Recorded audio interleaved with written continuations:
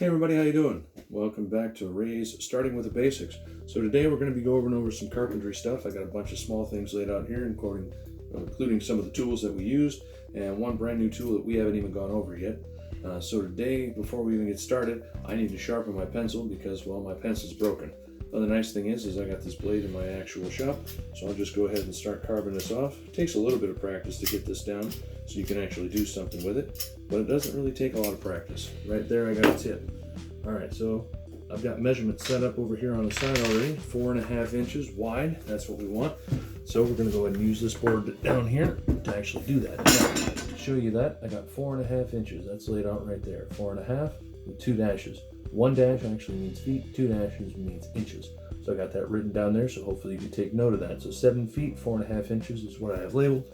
So when we go on further in the future, you'll already know what I mean by 1 dash or 2 dashes. Alright, so in order to do this, we need to do a couple of things. One, we need to make a measurement, but two, we also need to get it set up so I can actually cut it. Well, I'm going to use my Sawzall for that. Well, one of the reasons I love the Craftsman bolt-on is because I can change out that head, right? So I'm going to take that drill attachment off. I'm going to stick that Sawzall attachment on. I don't have a blade in here right now, so I need to put one in here.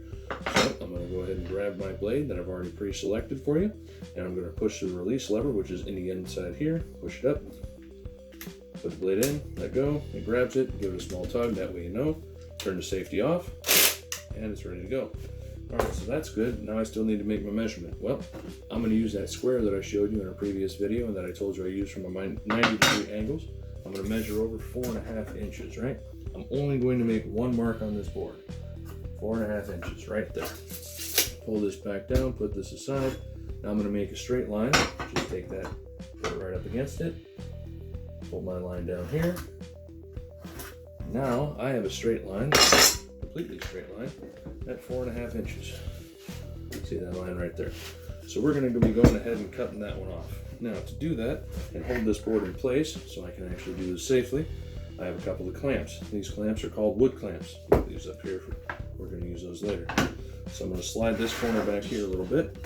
I'm going to press, the wood clamp has a quick release, and it's also got kind of like a ratcheting thing, which allows you to get some tension. So I'm going to put that in, put the quick release, pull it down, pull the tension on it by pulling that little black trigger. Same thing on the other side here. Put it up to my corner, pull it down, put that in, grab it. Now this piece of wood's not going anywhere. You can hear the things on the table actually going ahead and racketing around. Before we get started, I need to put my muffs on and my glasses on. So let's go ahead and do that. Put these glasses on real quick. Muffs over top. Now we're going to make a quick cut here, and I'm going to show you. I'm going to try to make an actual straight line, and then I'm going to show you a trick that I learned later of actually make a straight line. So here we go.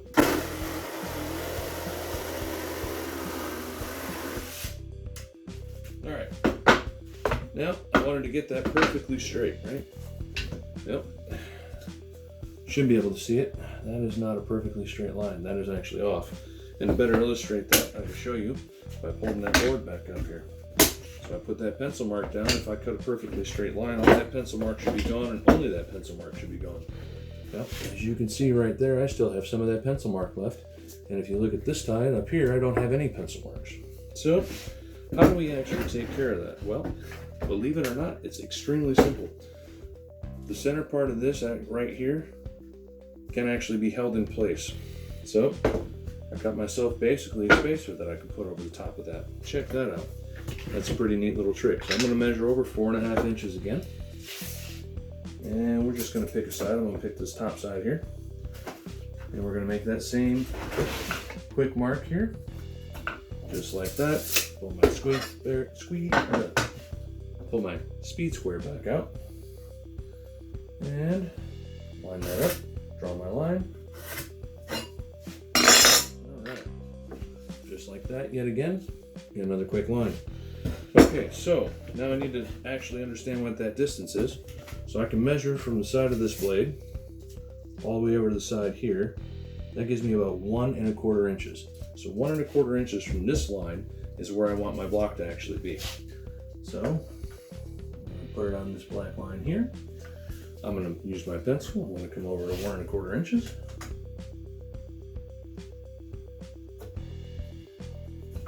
Just like that. We're going to pull our speed square back out. I'm going to mark this line.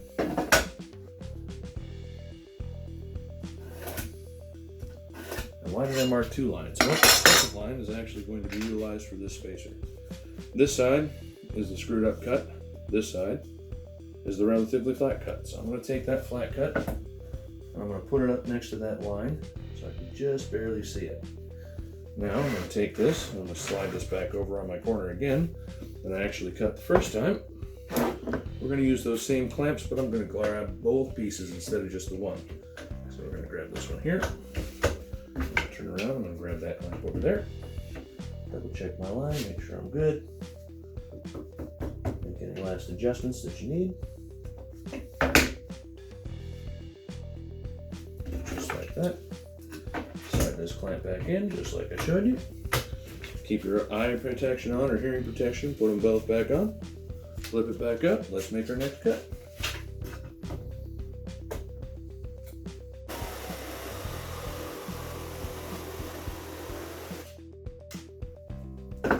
All right. Yep, just like that. Bada boom, bada bing. 1 square line. Set that down over here. Short, sweet, and simple.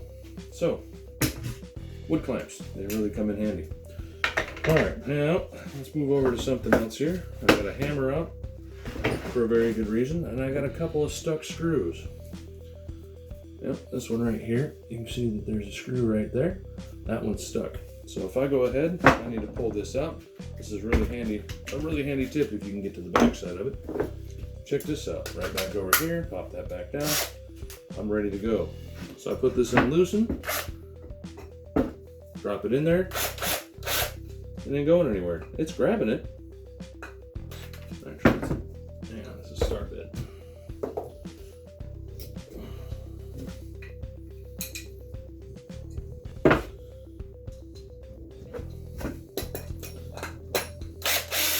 It's grabbing it, but it's just not going anywhere. Well, I need that to move. So I kept my eye protection on, throw my hearing protection back on. Take my trusty hammer here, and I'm going to smack it.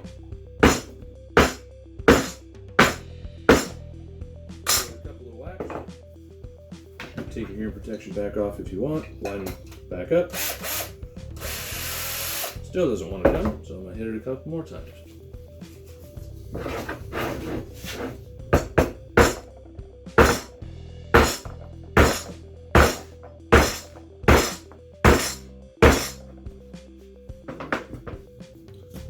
This way might actually damage something sometimes. Sorry about that. This way might actually damage something sometimes, so you got to be careful. All right, so you can see that screw sticking out there. Back here now, she should pull right out.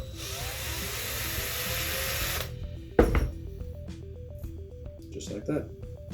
1 extra screw down. All right, so now I got that piece of lumber that I can actually go ahead and utilize again. All right, so moving forward, let's see. Let's go ahead and do a couple of holes with the hole saw, right? Yep, I got a 2-inch one here, and I got an 1/8 inch and an 1/8. This one I use, believe it or not, for the actual sink supply lines, and this one, 2-inch, 2.5 inch, is what I actually use for the sink faucet, the actual faucet for the full sink. This one has 4 holes in the back. I can show you that later. That actually line up to that little click part there because it's a bigger one, bigger piece.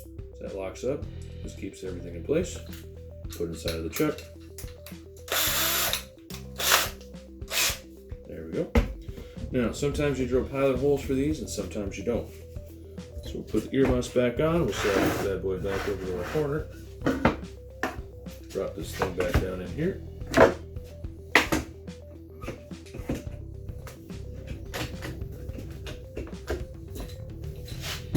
And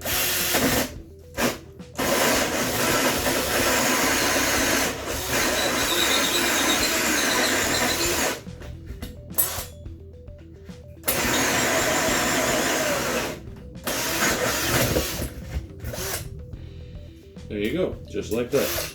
That's an easy day. All right, so then you also come into other things that you need to use. So let's go ahead and drill us a pilot hole. See if that actually goes fast or shallow. Nice thing is I got a smaller one right here I can use. We'll use that same piece. Drop our hearing protection back down.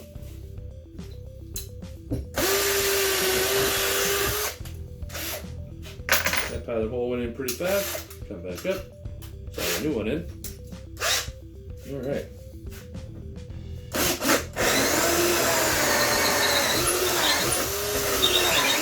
Sometimes you got to rotate up and down, oscillate it a little bit.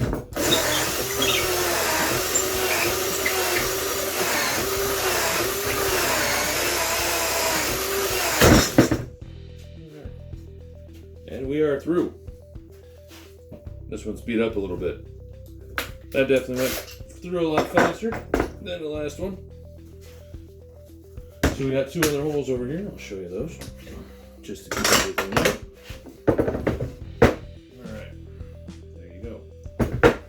So, other things that you can do is actually just straight up throw some screws through a piece of wood. I got a couple of scrap pieces over here. Let's line this up real quick. There. These are drywall screws. I got a self-tapping metal screw, and I got one for like hinges. It's also a self-tapping screw. So I'm going to throw a self-tapping screw in here real quick. Change this bit back out to the other one I just had. Pop, swap, easy day.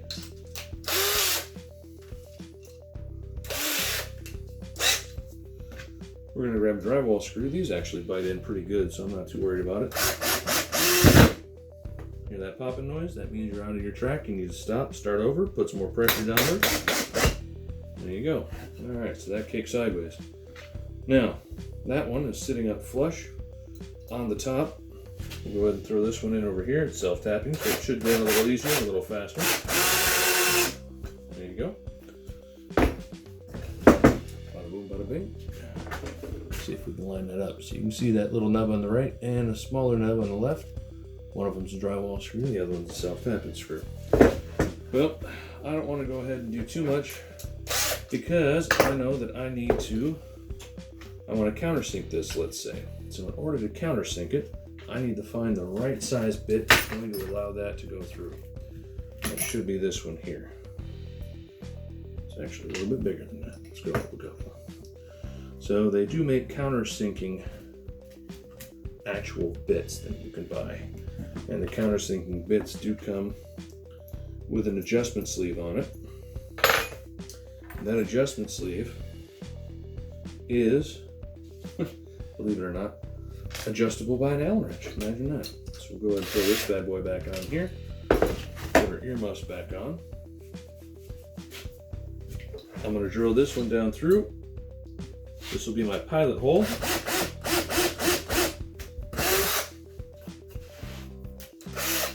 Then I'm going to drill my countersink. You got to be a little careful with countersinks depending on what you're drilling into. Alright. Pull that bad boy back out over there.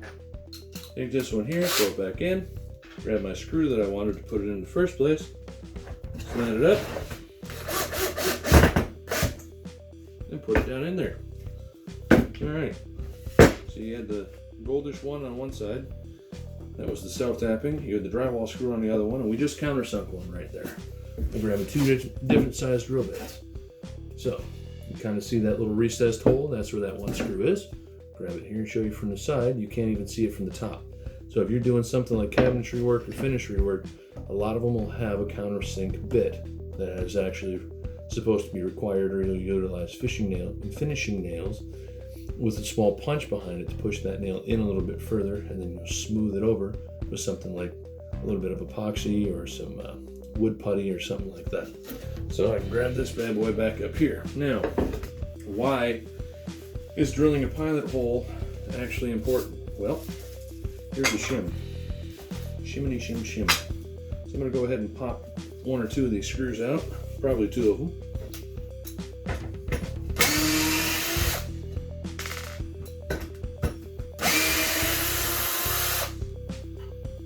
Yeah, let's take them all out. Alright. So, I want to go ahead and just drill right through that. And we're going to take two shims. so you can see the difference. Now, if you're doing something that's thin, drilling a pilot hole is imperative. Or if you're dealing with something like cedar that loves to crack, drilling a pilot hole is probably a really good idea. It's not always required, but I would recommend it if you don't want it to split or crack. Alright. So, I'm going to drill a pilot hole for one, and then we're going to sink two of them, and I'll show you what it looks like. Doing it in a different spot here.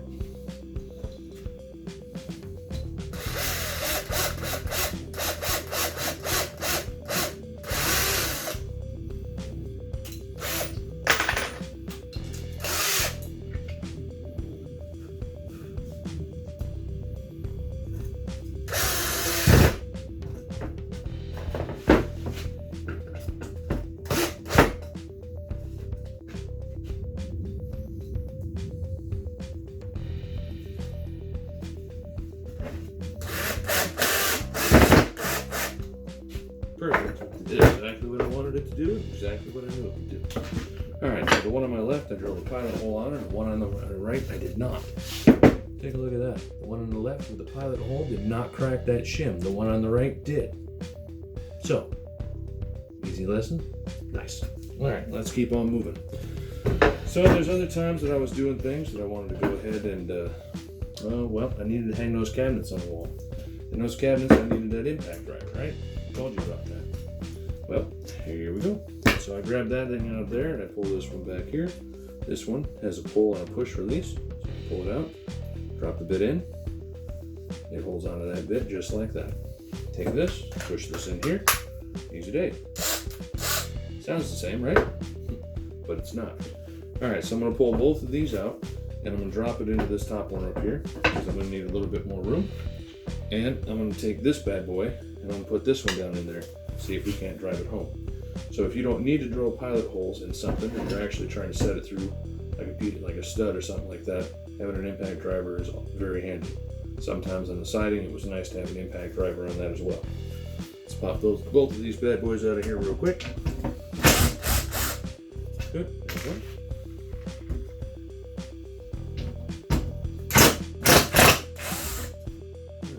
You heard that noise? That was the actual impact going in there. And take this one here. Go back through that same hole. Good. Go through the other one here.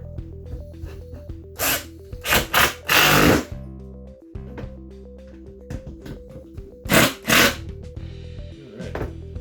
Now I'm going to take that same screw that I did earlier, put it on here. Let's see. That'll work.